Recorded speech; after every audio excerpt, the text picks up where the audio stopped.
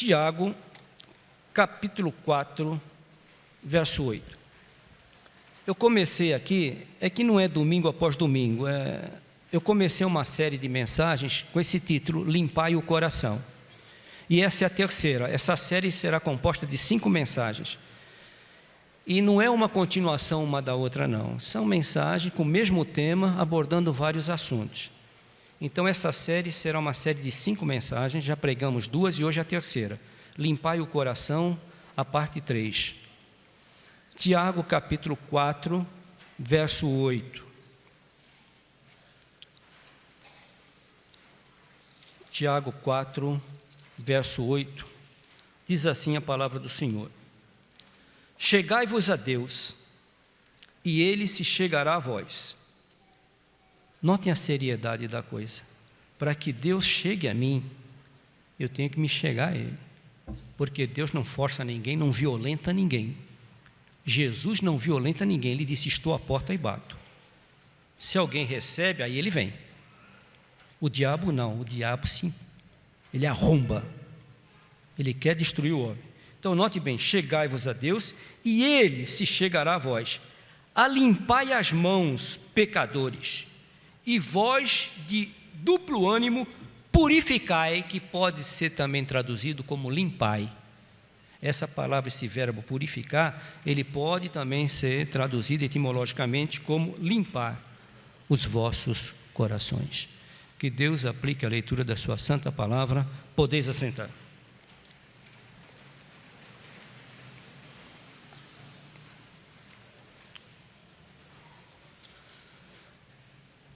Meus queridos irmãos, eu tenho cada vez mais me alegrado no meu coração, convencido no meu coração de que há poucos anos atrás Deus me chamou para pregar sobre esse tema na igreja. Nós precisamos ouvir sobre isso, nós precisamos ser vivificados. No Salmo 119 aparece muito essa expressão, vocês podem ler esse Salmo, são 176 versículos, vocês vão encontrar uma variedade de versículos onde o salmista pede a Deus: vivifica-me, vivifica-me. O que é vivificar? Vivificar é avivar. Avivar o que é?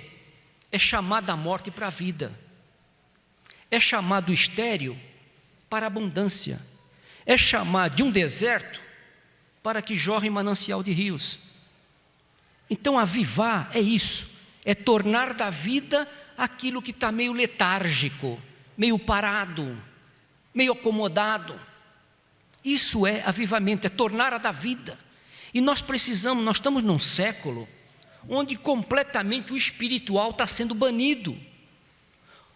Os crentes estão perdendo a noção do que é a seriedade da vida cristã. Os crentes estão perdendo noção do que é a seriedade de uma intimidade com Deus.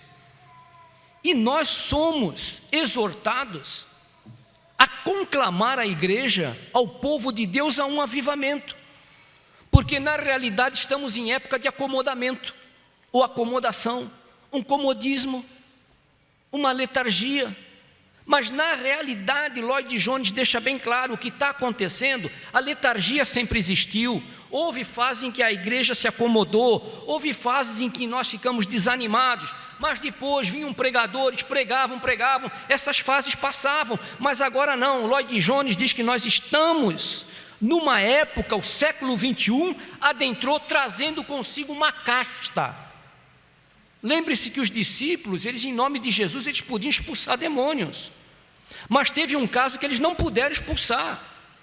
Eles disseram: Senhor, nós não conseguimos expulsar, por quê? E Jesus falou: não se expulsa essa casta sem muita dedicação, consagração, oração. Isso é uma chamada ao avivamento, isso é uma chamada ao despertamento. Nós estamos enfrentando uma casta no século 21. E que casta é essa? É a do desânimo? Nem tanto, porque sempre existiu desânimo. Da letargia também não. É uma casta da morte do espiritual. Estão tirando Deus da mente do homem. Estão conscientizando o homem através das escolas, desde o ensino primário até o ensino universitário. Estão conscientizando o homem que Deus é uma coisa do passado, que evangelho obstacula o desenvolvimento do ser humano. E não é isso. Pelo contrário, olha o mundo do jeito que está com essa pregação. Veja o mundo do jeito que está com a pregação de que Deus morreu. Deus não morreu, quem está morrendo é a sociedade. Os valores estão morrendo, os valores, os fundamentos estão morrendo, o casamento está morrendo, valores essenciais à família estão morrendo. Apresentar uma criança dessa para mim é uma bênção quando nasce num lar cristão, mas hoje quando nasce uma criança onde o pai e a mãe não levam vida com Deus, não conhecem Jesus Cristo, eu fico pensando aquela pergunta do pai de João Batista: que virá a ser essa criança? Pasmem os senhores, que estavam tentando, a Câmara agora ia aprovar um decreto para tirar o modelo da família no ensino infantil, no ensino primário, nas escolas. O modelo já não é mais um homem e uma mulher. Há um grupo a serviço do mal, querendo dizer que agora o modelo, além de ser um homem e uma mulher, também é um homem com homem, é uma mulher com mulher. Querendo colocar isso nas salas de aula, para as crianças. E aí, graças a Deus, ainda um grupo de evangélicos, com outros homens ainda, com determinada base, fundamentos, se levantaram contra, e graças a Deus isso não passou. Esse projeto não passou, mas eu fico perguntando, até quando? O primeiro beijo gay na televisão não passou, o segundo deu empate e também não foi para o ar, mas no terceiro a Globo conseguiu. A maioria do povo já queria ver o beijo gay na televisão. Entende? Começa aos poucos e vai tomando conta. Esse modelo não passou, mas sabe o que falaram? Sabe qual foi o comentário? O modelo não foi aprovado, pasmem bem. Jesus disse que nós seríamos perseguidos de todos. Esse evangelho que estão pregando por aí, oba-oba, crente com trio elétrico, crente sambando, crente com pagode, esse evangelho aí, se não incomoda ninguém.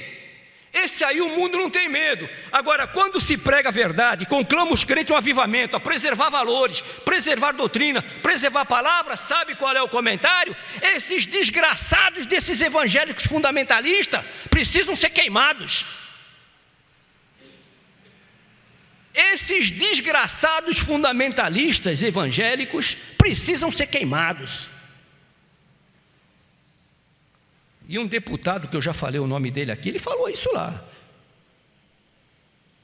eu pego em armas, se for preciso, para acabar com esses fundamentalistas. E a palavra fundamentalista aqui, eu preferi até colocar conservadores da doutrina, porque a palavra fundamentalista hoje caiu também numa expressão que lembra xiita, lembra sunita, lembra radicais. Não, fundamentalistas os guardadores dos fundamentos de uma sociedade, e esses fundamentos estão na palavra. Então, queridos irmãos, qual é o nosso papel? Por isso é que Davi ora: vivifica-me, vivifica-me, Senhor. Quer dizer, me traz de volta dessa vida morta que eu tenho, para uma vida atuante, uma vida mais íntima, uma vida mais dedicada, mais consagrada ao Senhor. É assim que tem que ser aquele cidadão do céu. Irmãos, avivamento não pode ser agendado. Eu não vou aqui dizer para os irmãos: olha, vamos agendar, no final de 2014 nós vamos ter um avivamento, um despertamento na nossa vida. Não, avivamento não pode ser agendado, porque avivamento vem de Deus, é obra do Espírito na vida do crente. Agora, é necessário que os crentes estejam clamando por isso. Avivamento é uma palavra estigmatizada. Avivamento não é enrolar a língua, falar palavras ininteligíveis. Avivamento não tem nada de místico. Avivamento é chorar mais pelos nossos pecados.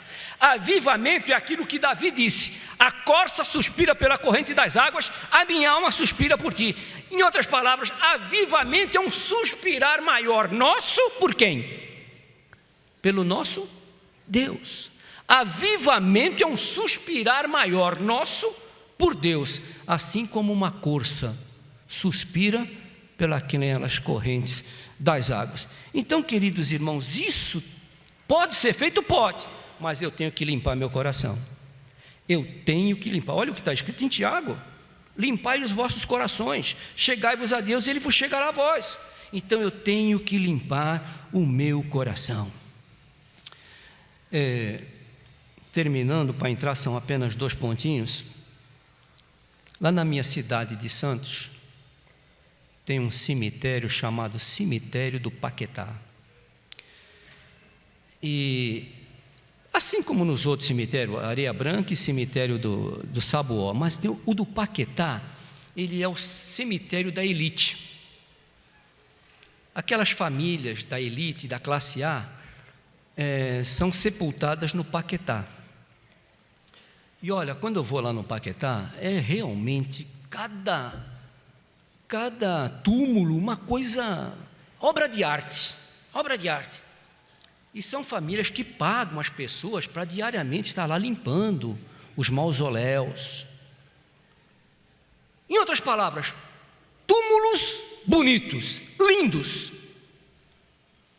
Mas, gente, por fora é lindo, mas por dentro tem a mesma sujeira que tem num cemitério da classe desfavorecida, num cemitério de gente mais simples. A sujeira é a mesma, a imundícia é a mesma. Eu já vi o dia que abriram uma sepultura, porque quando a família não reclama a sepultura é limpa para dar lugar para outro. E o dia que abriram aquilo, nossa, só sujeira, é osso, é pedaço de cabelo. E eu fico olhando e fico pensando, já pensou quem foi esse camarada, ou quem foi essa mulher? Uma gente que estudou, uma gente que se enamorou, construiu uma família, agora como é que acaba? Aí? É pó, volta ao pó. Mas o avivamento é vida. Então nós precisamos limpar o coração para que esse fluir do Espírito Santo trabalhe na nossa vida. E eu quero aqui falar 2 coisinhas. Primeiro, numa linguagem bem jovem, popular, delete. Sabe o que é deletar? Muito bem, a juventude aqui sabe, né? Deletar, o que é deletar? Deletar já viu, né? Manda embora. Delete o lixo que deslutra a cidadania celestial. Tem lixo ou não tem? Deslustrando? Tem, irmãos. Nós não somos perfeitos, ainda não. A nossa perfeição, ela é bem definida em Provérbios 4,18, que o nosso caminho, a nossa caminhada, o sábio assemelha a quê? É como a luz da aurora, vai brilhando mais e mais, até se tornar dia perfeito. Mas olhem, dia perfeito aqui não. O dia perfeito aqui não. O dia perfeito é quando nós deixamos esse tabernáculo terrestre, adâmico, banquete de vermes, e o nosso espírito se dirigir a Cristo. E ali então a cumprir-se-á o que está em 1 João 3,2. Ali nós seremos o dia perfeito, porque Jesus disse o quê? Que quando nós vamos vê-lo-emos como Ele é, e seremos como Ele perfeitos. Mas é lá, agora aqui não. Aqui é um caminhar onde eu vou ficando mais, iluminando mais, vou ficando menos imperfeito, mas a perfeição final lá em cima, porque a Bíblia fala, 1 João 3,2, naquele dia vamos vê-lo como Ele é, e seremos como Ele é. Então, queridos, a primeira coisa, delete, mas delete mesmo, o lixo que deslustra a nossa cidadania celestial. Convido a abrir em Hebreus, capítulo 11. Hebreus, capítulo 11, versículos 13 a 16. Aqui, o autor de Hebreus está falando da galeria, dos heróis da fé, e agora ele fala dos patriarcas, a morte dos patriarcas. Ele diz assim: todos estes morreram, os patriarcas, Abraão, Isaque e Jacó, todos eles morreram na fé, sem terem recebido as promessas, mas vendo-as de longe, e crendo-as, abraçando-as, confessaram que eram estrangeiros e peregrinos na terra. Porque os que isto dizem claramente mostram que buscam uma pátria. Vocês lembram que Abraão, Isaque e Jacó peregrinaram pela terra, pela fé, em busca de uma pátria, que foi a pátria que Deus prometeu que daria a semente de Abraão, que hoje é o Estado de Israel. E se na verdade, nessa caminhada, nessa jornada deles, se lembrassem daquela de onde eles haviam saído, teriam oportunidade de voltar. Ora, se fosse voltar para Ur dos Caldeus, Abraão podia ter voltado. Eu vou desistir daqui, está muito, eu vou voltar. Era um direito que ele tinha. Não foi obrigado, foi chamado. Isaque poderia também parar de peregrinar na terra dos filisteus e voltado. Jacó, a mesma coisa. Mas não, eles tinham uma outra pátria, não era aquela não, o Estado de Israel, não era Canaã, que onde hoje é o Estado de Israel, não, eles tinham uma outra. Olha o que diz aqui. Então eles teriam oportunidade de tornar. Agora veja o verso 16. Mas agora, por isso não retornaram, mas agora desejam uma pátria melhor, isto é, a celestial. Por isso também Deus não se envergonha deles e de se chamar seu Deus, porque já lhes preparou uma cidade. Isso entramos nós aí, nós somos peregrinos neste mundo.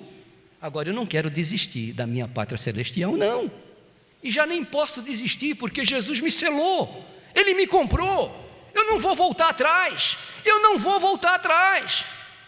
Posso ainda ter meus erros, meus defeitos, mas Cristo não. Como vou tirar Cristo da minha vida? Pelo contrário, eu preciso mais e mais, como gratidão a essa pátria que Ele me preparou, eu preciso ter um viver, como Paulo fala em Filipenses 3, 20 e 21, cidadão da pátria o quê? De cima, não de baixo.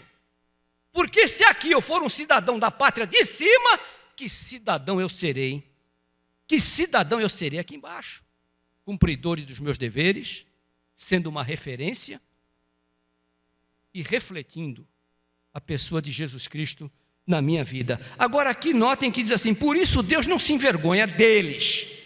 Mas eu pergunto, será que Deus se envergonha de algum de nós aqui? Olha bem para o teu coração. Será que há um motivo para Deus se envergonhar de você? Alguma coisa que biblicamente não está certa, e você ainda continua pegando essa coisinha e cultivando, jogando lá debaixo do tapete? Para pensar, limpai o vosso coração. Queridos, permaneceremos sujos? Nós fomos chamados para sermos um povo limpo. Quem gosta de sujeira é o demônio.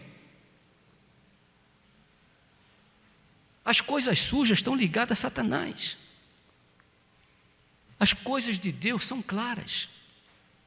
As coisas de Deus são visíveis. Não há segredos. Tudo é na luz. E nós somos chamados para representar e para viver essa luz, avivamento. Avivamento é isso, é trazer para a vida aquilo que está ofuscado. Eu queria dar aqui para os irmãos, eu li um livro, acabei de ler um livro, o autor é John Strong, é um livro da editora Fiel, muito bom, John Armstrong.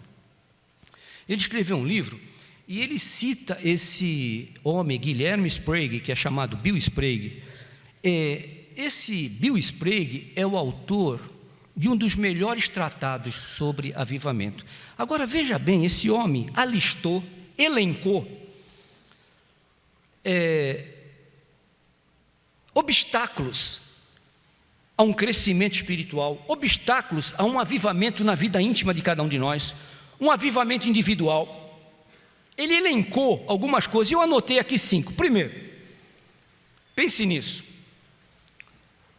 o avivamento não acontece na vida cristã, por quê? Porque o mundanismo está tomando conta de cristãos professos. Mundanismo está tomando conta de cristãos professos. Meus irmãos, o Paulo em Colossenses, ele disse assim, olha, eu não me canso de dizer sempre as mesmas coisas para vocês não, e eu vou continuar, vou malhar isso aqui. E vocês vão tendo paciência comigo, mas eu tenho que repetir muitas coisas aqui. Irmão, querem ver uma coisa? Aqui, irmãos, se eu perguntar para vocês, eu não vou mandar ninguém se manifestar, não, mas se eu perguntar, qual é o crente aqui que realmente quer ficar mais santo? Todos vão levantar a mão. Vocês querem ficar mais santo? Eu quero. Eu tenho clamado isso. Eu não posso exigir uma igreja com aquele abençoado fogo do Espírito Santo, do poder, do crescimento espiritual, do suspirar por Deus, se isso não começar nesse púlpito aqui. Se isso não começar aqui, incendeie-se o púlpito e o fogo se alastrará pela igreja. Lembro bem que não é aquele fogo que muita gente chama fogo do Espírito, não. Fogo aqui é o quebrantamento. É aquilo que Davi disse: tem misericórdia de mim, ó Deus, porque eu não passo de um miserável pecador. E outra coisa, ele disse: um espírito quebrantado e um coração contrito, Deus não. Isso é avivamento, suspirar por Ele. Então esse fogo é um suspirar por Deus. Então, queridos, notem bem, há muito mundanismo em cristãos professos. Tito capítulo 1, verso 16, diz assim: no tocante a Deus, muitos professam conhecê-lo, mas no entanto, negam-no pela vida que levam. Entendeu? Muita gente diz: não, eu conheço Deus, não, eu sou crente, mas leva uma vida torta, uma vida que não diferencia em nada do mundo, não tem diferença nenhuma. Eu vou contar aqui um caso que eu li agora há pouco tempo, lamentavelmente, mas acontece, e olha, não é um caso isolado não, isso aí, lamentavelmente esses casos estão crescendo. Foi um diácono chamou um carpinteiro de uma determinada igreja, não é daqui o diácono não, deixa eu deixar bem claro, é um diácono de uma determinada igreja, chamou um dos carpinteiros da igreja e disse para fazer um trabalho na sua casa. O carpinteiro foi. Então o diácono disse: essa parte aqui eu quero que você arrume, restaure as paredes e tal. Aí o carpinteiro foi lá, fez o serviço, mediu e tal, e de repente, quando ele chegou num lugar, ele bateu, sentiu que estava meio oco. Aí ele pegou, abriu ali. Quando ele abriu, o que ele viu? Um barzinho, todo montado, umas garrafas de uísque de nome, e um caldeirãozinho com uma pedra de gelo. Aí o carpinteiro se assustou e foi chamar: irmão diácono, olha o que eu achei aqui. Aí o diácono chegou lá: nossa, deve ser do capitão Brown, aquele que morou aqui há 30 anos atrás. O diácono disse, o carpinteiro disse: é, diácono, realmente. Agora, esse gelo que ele deixou aqui é bom, porque já durou 30 anos e não derreteu. Mundanismo. Não, vou contar uma de pastor também, viu? Os diáconos, fiquem tranquilos que vai vir uma de pastor aqui. Mundanismo é isso, gente. É mundanismo. É querer um pé no mundo e um pé na igreja. A mão estendida para Deus, mas ao mesmo tempo com o mundo também. Não, você foi chamado, eu fui chamado para ser referência. Nós fomos chamados para fazer diferença, gente. Cada esquina aí está montando uma biboca aí com o nome de igreja, brincando com coisa séria. É o lencinho abençoado, é a toalha abençoada, e o povo entrando nisso, é casa cheia. Eu vi aqui a menina aqui, a Naama, a presidente aqui da União de Jovens, me mandou um vídeo, o ato profético da Valadão. Olha, quando eu vi aquilo, eu chorei. Quantos viram aqui? Eu não sei esse vídeo já. Olha, tem gente aqui que viu. É para chorar, não é? Eu chorei quando eu vi aquilo, e a brincadeira com o nome de Deus, com a seriedade do Evangelho. Dançando, daqui a pouco agarrou uma mulher, cai as duas deitadas. Um negócio horrível. Vejam lá. E vem disso, e coisa. Não. Esse é um subcristianismo. O cristianismo de Deus é sério. Tome a sua cruz e siga-me. No mundo tereis aflições, vos odiarão por minha causa. Crente é diferente. Então, avivamento é isso. É tirar o mundanismo da nossa vida, gente. Outra causa que ele diz é falta de compromisso com Deus e uma indiferença. Olha, irmãos, aqui eu vou dar um gemido aqui. Quarta-feira o pastor Vitor trouxe um estudo. Quem estava aqui na quarta-feira, lembra? Olha, graças a Deus por vocês, tinha até um bom número. Eu sei que tem muitos que estudam, tem outros que trabalham até tarde, mas, irmão, tem aqueles que podem vir. Aí eu fico pensando, estão fazendo o quê? Se não estão aqui, estão fazendo o quê? Está certo, pode não ter passado bem o dia, uma enxaqueca, tudo. Mas, gente, será que é todo mundo assim? Será que essa membresia toda assim? Faltou, tinha um bom número, mas podíamos ter mais gente. Trouxe um estudo aqui baseado em Isaías capítulo 6, que eu ainda não tinha ouvido um estudo desse. Uma coisa maravilhosa. Bem-aventurados que estavam aqui, amém? Bem-aventurados que estavam aqui, mas perderam, gente, perderam. E às vezes eu fico perguntando, perderam por quê? Não vou não. Porque dá sim, dá, nossa carne dá, a carne ninguém pode negar. A carne bate, estou cansado. Dá aquela vontade de deitar no sofá, ver Jornal Nacional. Não vou falar novela, tu imagina. Mas Jornal Nacional e tal, dá. Mas não, eu vou, porque eu tenho que guerrear contra a carne, gente. Paulo disse, miserável homem que sou, dentro de mim, eu quero fazer o bem, pela minha nova natureza, mas há um mal também que habita dentro de mim e diz, não faz. Então a vida cristã é uma batalha, nós temos que lutar. Paulo disse a Timóteo, exercita-te na fé, é um exercício, e esse exercício me leva a fazer exatamente o contrário do que a carne quer que eu faça. Eu tenho que fazer o que Deus me manda fazer. E chegamos aqui na quarta-feira, que bênção que foi o estudo aqui, bênção. Então, querido, não perca o culto de oração.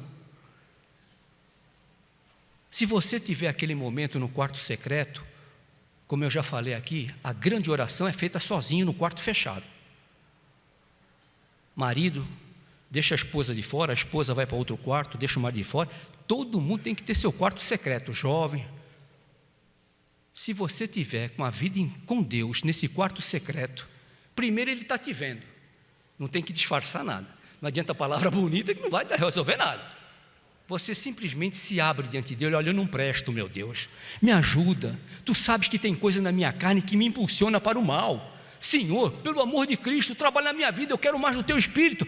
Você vai ver que o Espírito dele vai trabalhando na tua vida, e aquilo que você considerava que era, vai perdendo força na tua vida, meu amado. Portanto, queridos, nós precisamos ter mais compromisso com Deus.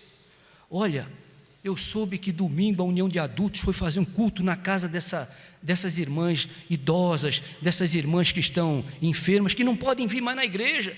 Calhou, elas fizeram isso no domingo. Na terça-feira eu fui na casa da Maria de Jesus, aquela senhora que é cega, 99 anos, ela vai fazer 100 agora em novembro.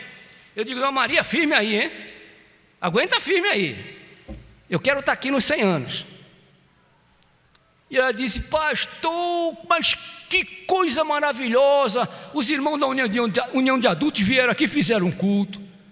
A mulher ficou numa alegria tremenda, a família ficou impactada. Eu soube que foram divididos 3 ou 2 grupos, é isso? 3 grupos? 3 grupos. 3 grupos, quer dizer, um grupo numa casa, outro grupo numa casa. Então eu vou fazer um desafio, gente. Desde que eu sou menino, desde que eu me conheci por menino, eu já fui para a União de Juniores. Sabe como é que me chamavam na União de Juniores? Como é que era o nome da União de Juniores? União de Treinamento dos Juniores. Aí eu passei para a União de Adolescentes, União de Treinamento dos Adolescentes. Aí eu passei para a União de Jovens, União de Treinamento dos Jovens. Aí eu passei para a União de Adultos, União de Treinamento. A gente para de treinar, gente. Chega de treinar. Então eu convoco aqui essas organizações, adultos que graças a Deus fizeram e foi uma bênção. A mocidade, os adolescentes, juniores, dedica um domingo à tarde, para fazer isso, culto. A Raquel tem a relação dos enfermos, a Raquel tem tudo direitinho, arrumadinho, o endereço.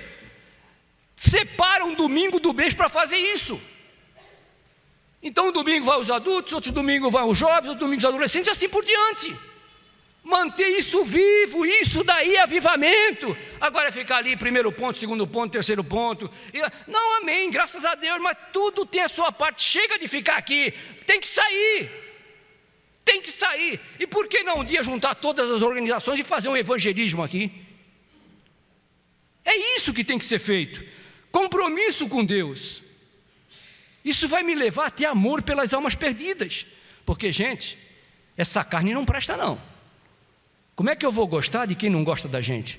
Mas pelo Espírito, nós amamos aqueles que nos ofendem. A tolerância de pecados grosseiros na igreja. Agora eu vou contar o caso do pastor. A tolerância de pecados grosseiros na igreja. Olha, um pastor em São Paulo, eu tenho isso documentado aí.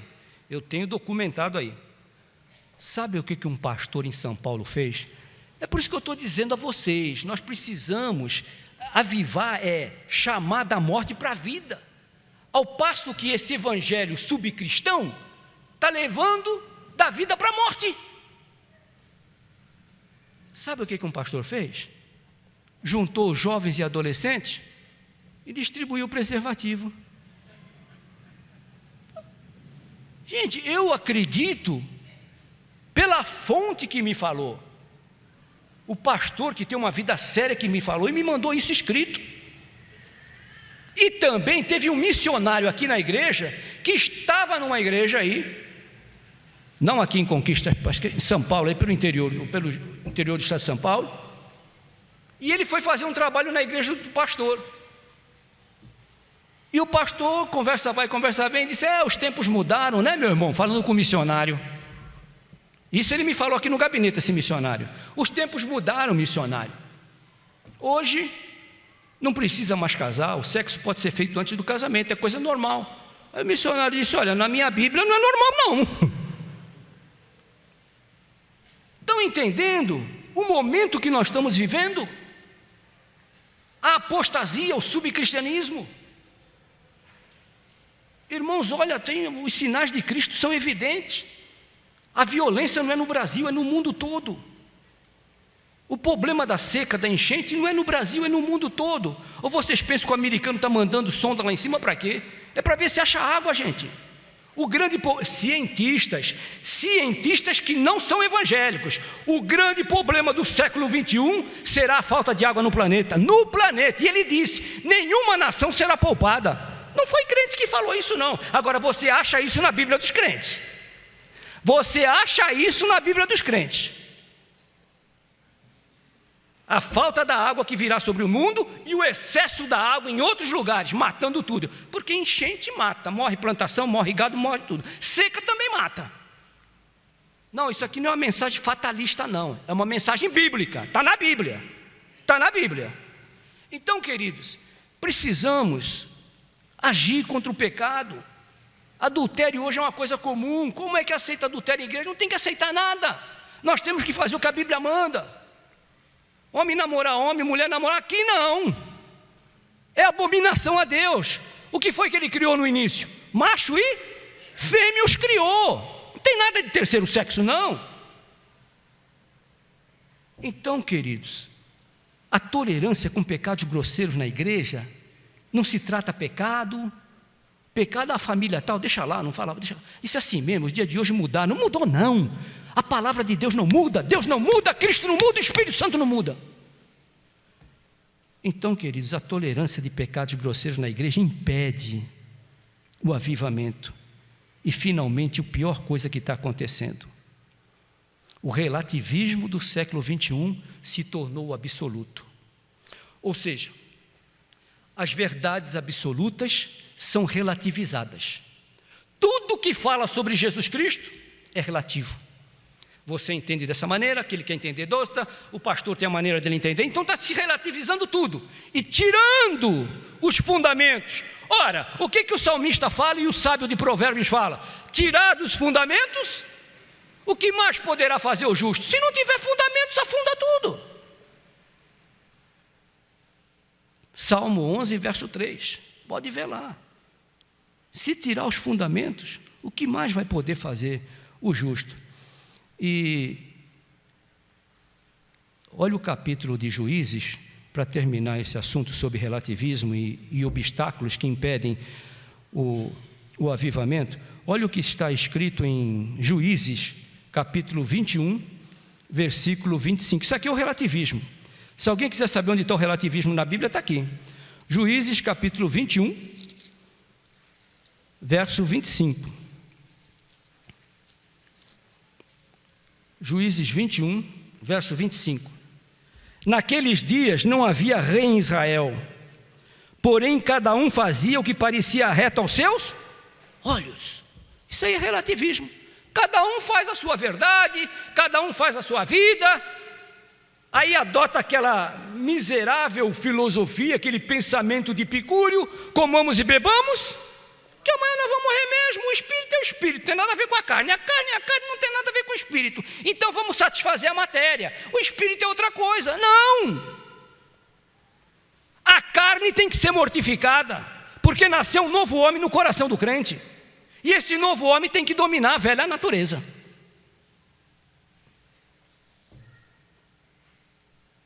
Aplicando o que eu falei, deletar o lixo. Olha, veja bem, se você tomar a decisão de deletar aquele lixo que você sabe que é contrário à palavra de Deus, você está começando um avivamento na tua vida.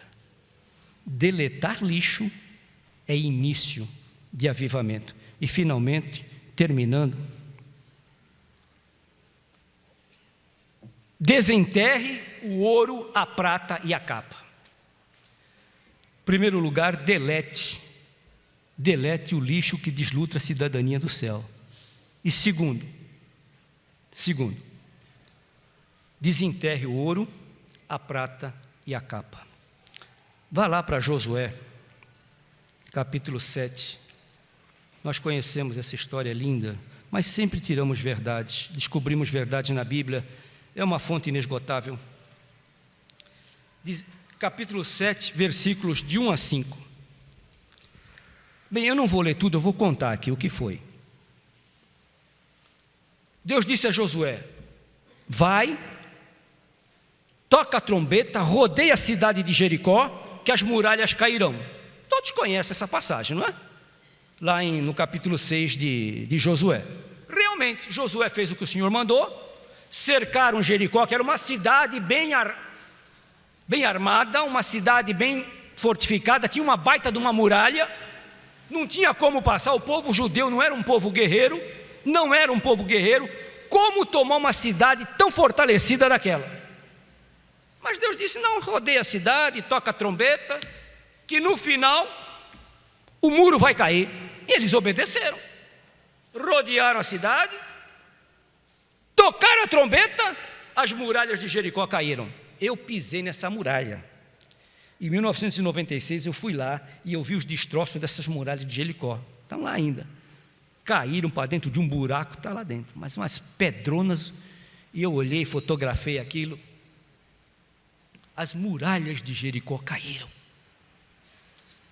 Aí Israel entrou, pegou a cidade. Agora, só que antes de Israel entrar lá, Deus havia dado uma ordem para o povo. Gente, obedecer é melhor que sacrificar. Obediência, o que Ele quer é obediência. Deus quer obediência. Obedece quem ama. Ele deu uma ordem: não peguem nada desse povo pagão, nada desse povo que sacrificou a deuses, não peguem nada. Entrem na cidade, possuam a cidade, mas não peguem nada. Mas houve um homem que no meio, na hora que eles entraram lá dentro, derrotaram o exército de Jericó, um homem chamado Acã. Acã é chamado perturbador de Israel, porque perturbou a paz do povo judeu. Esse homem viu um elemento de ouro, ele viu um objeto de prata e viu uma capa babilônica. Ele não aguentou, não. Olhou para a direita, olhou para a esquerda, atrás, para frente, pegou a capa, dobrou, pegou o ouro, colocou naquelas grandes roupas que eles usavam para atravessar deserto, e ninguém viu. Olha, ele não conhecia a Bíblia diz: o teu pecado te achará, o teu pecado te achará, e acha. Aí ele pegou, foi, guardou. Sabe onde ele guardou? Olha o perigo, olha o perigo. Ele levou para dentro de casa, no meio da tenda dele, ele fez um buraco e jogou lá a prata, o ouro e a capa babilônica, e pronto, ninguém viu nada. Já estou com o meu futuro garantido. Aí Israel sai de Jericó e vai enfrentar um povozinho desse tamanho, um povoado. Vai enfrentar um povoado chamado, o nome do povoado, Ai. Ai. O nome do povoado era Ai. Ai de Israel. Aí, olha só, olha como esnobaram. Bem, Josué, nós ganhamos em Jericó, era uma cidade fortificada, não precisamos levar muitos homens, não. Vamos levar pouco, porque esse povo não vai aguentar a gente. Jericó não aguentou, agora esse povoado não vai resistir a gente, não. Não precisa, deixa metade, a maioria do exército fica aqui. Vamos só nós e alguns poucos aí. Aí foram. Sabe o que aconteceu? Soldados judeus morreram e aquele povoado pôs os judeus para correrem. Chegaram derrotados lá diante de Josué.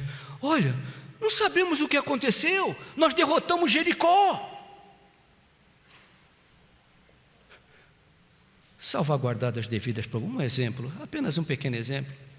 Digamos que Jericó hoje seria uma vitória da conquista, e sem demérito algum, Anagé seria Ai.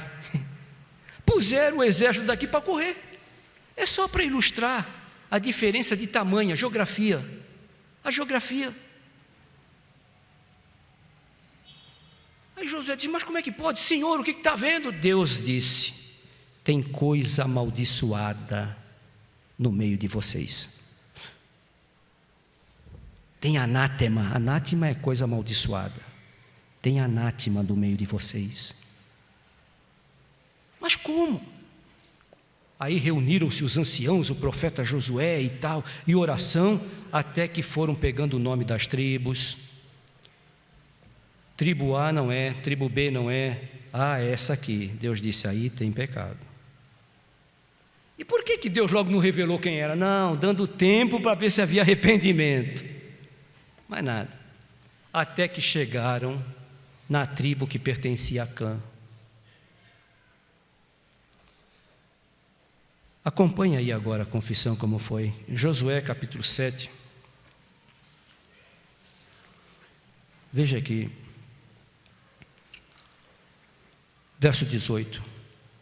E fazendo chegar à sua casa, homem por homem, foi tomado Acã. Aí Deus revelou quem era. Filho de Carmi, filho de Zabdi, filho de Zerá, da tribo de Judá.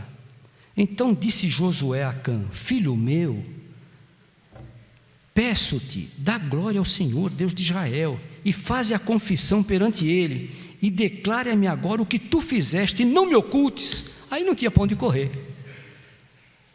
Mas ele acabou confessando. Sim, confessou porque foi descoberto, apertaram ele.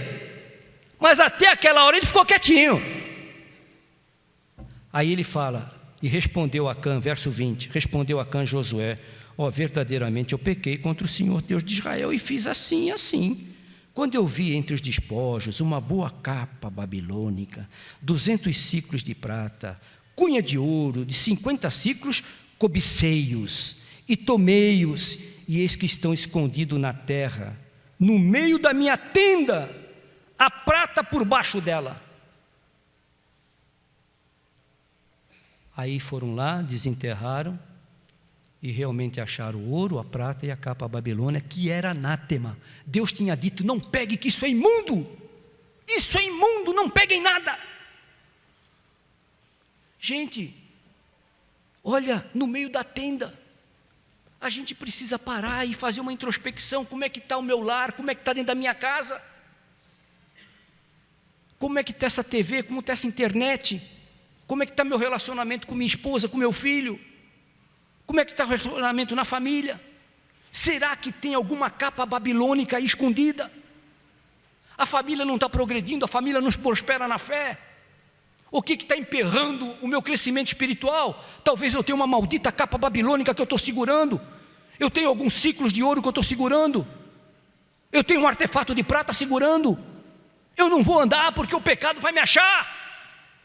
Aí eu tenho que confessar, não como Acã, mas como Davi. Confessei-te o meu pecado e a minha iniquidade eu não mais ocultei, e tu perdoaste o meu pecado. Confissão é isso. Então, queridos irmãos, desenterre o que tiver de errado na sua vida e diz: Senhor, queima isso. Pastor Vítor sexta-feira falou, quarta-feira, ele falou daquele querubim que veio com uma tenaz e colocou no lábio do profeta. Sabe, precisamos pegar uma tenaz e colocar naquilo que está segurando a gente. E nós sabemos que aquilo está errado, mas ao mesmo tempo é uma capinha babilônica que não faz mal a ninguém, mas está me emperrando, está emperrando a minha família, está emperrando a minha igreja. Queima, Senhor, com a tenaz o que precisa ser queimado. Foi o que foi dito aqui quarta-feira. Então, queridos, olha,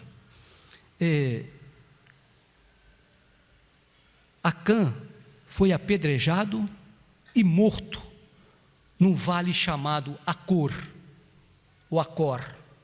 Esse vale significa, a palavra Acor significa perturbação. O vale da perturbação. Não seja um perturbador da causa de Deus, não seja um perturbador do corpo de Cristo que é a igreja. Desenterre capa babilônica, ouro, prata, desenterre o pecado que tiver, que você tem consciência, sabe que aquilo não é certo, desenterre, gente, para que rios d'água possam fluir. Confissão traz avivamento, bênção e não maldição. É interessante, veja agora Josué 8:1.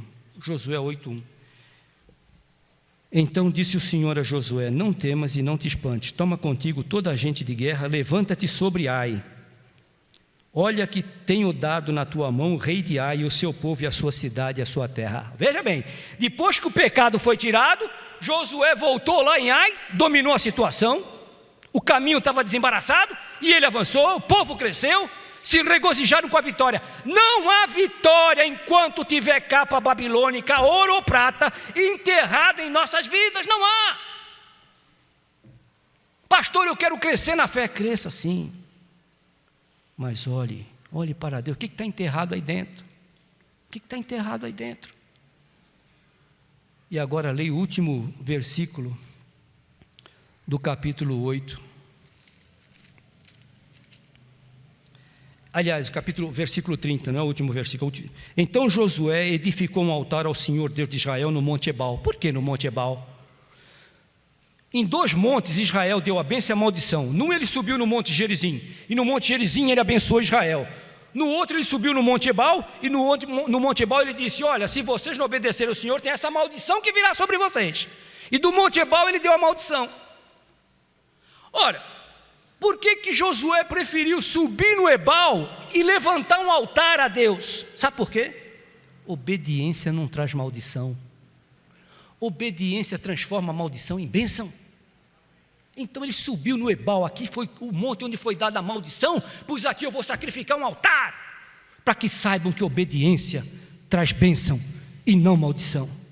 Então, queridos irmãos, todo crente, aplicando esse último ponto, todo cristão professo que oculta pecado está sujeito ao juízo divino e perturba a igreja. É um Acã. Não faça como Acã, faça como Davi. Salmo 32, versículo 3 a 7. E teve um outro homem na Bíblia chamado perturbador de Israel. São 2.